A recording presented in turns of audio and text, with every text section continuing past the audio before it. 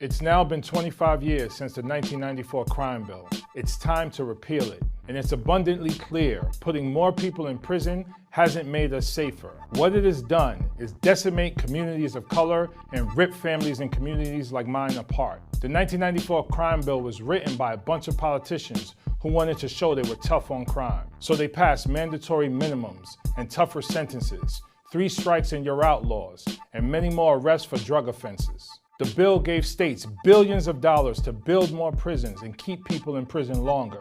The result, the crime bill has filled our nation's prisons and jails with our fellow Americans, most of them Black or Latino. We spent and keep spending billions of dollars on incarceration and enforcement instead of prevention. In the 1990s, politicians, Democrats and Republicans literally supported cuts to welfare and social services while building more prisons as a response to poverty and disinvestment in communities of color. We're still living with the consequences today.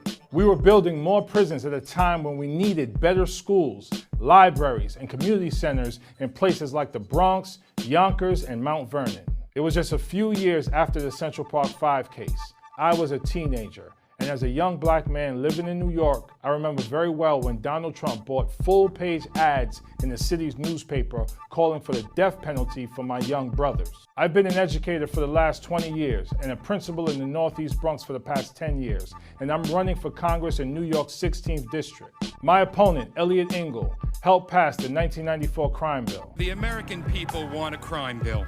The American people are fed up with the proliferation of guns on our streets.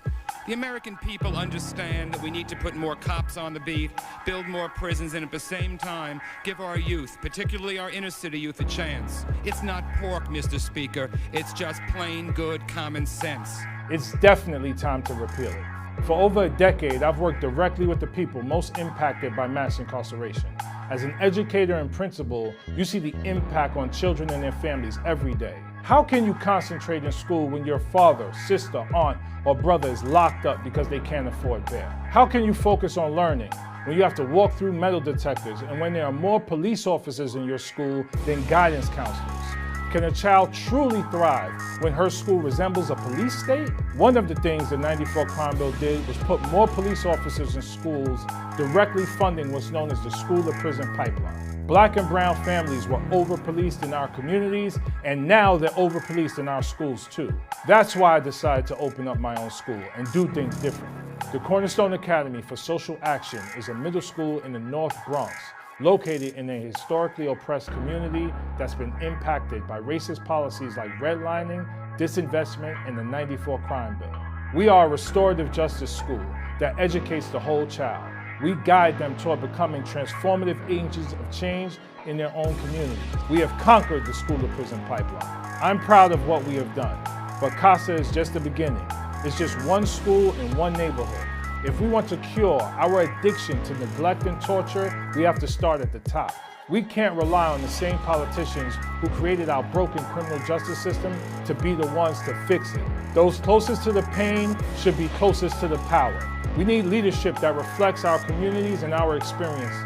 The kids and families I work with every day in our public schools need resources and opportunities to thrive. That means health care, housing, good paying jobs, and places to play and develop. More police and lengthy sentences are not the solution. Close a jail, build a school. It's time to usher in a new generation of leadership.